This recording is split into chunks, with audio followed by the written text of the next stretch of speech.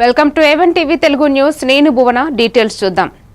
ఖమ్మం జిల్లా ఏదులాపురం మున్సిపల్ ఎన్నికల్లో భాగంగా పలు డివిజన్లలో రెవెన్యూ శాఖ మంత్రి పొంగులేటి శ్రీనివాసరెడ్డి ఎన్నికల ప్రచారంలో పాల్గొన్నారు. ఈ సందర్భంగా ఆయన మాట్లాడుతూ రాష్ట్ర ప్రజలు రావణాసురుడిని పారద్రోలి ప్రజా పరిపాలన తెచ్చుకున్నారన్నారు. మున్సిపాలిటీని అన్ని రంగంలో ముందుకు తీసుకుపోయేందుకు కృషి చేస్తామని ఆయన తెలిపారు. పేదవారి సంక్షేమం కోసం ప్రభుత్వం అనేక సంక్షేమ పథకాలు అమలు చేస్తోందని ఆయన అన్నారు. రైతును రాజును చేసేందుకు 2 లక్షల రుణమాఫీ చేశామని ఆయన చెప్పారు. హస్తం గుర్తుపై ఓటేసి కాంగ్రెస్ అభ్యర్థులను అత్యధిక మెజారిటీతో గెలిపించాలని ఆయన కోరారు.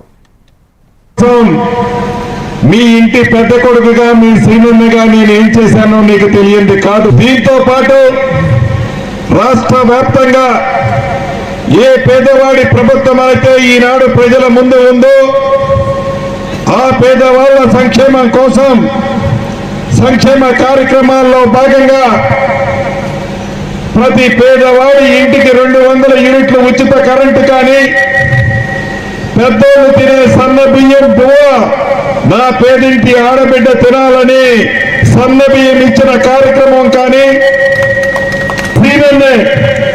కాబట్టి ఎవరు ఏ మాటలు చెప్పినా, ఏ కబుర్లు చెప్పినా, కట్టు కథలు చెప్పినా నమ్మొద్దని నా తోబుట్టువులకి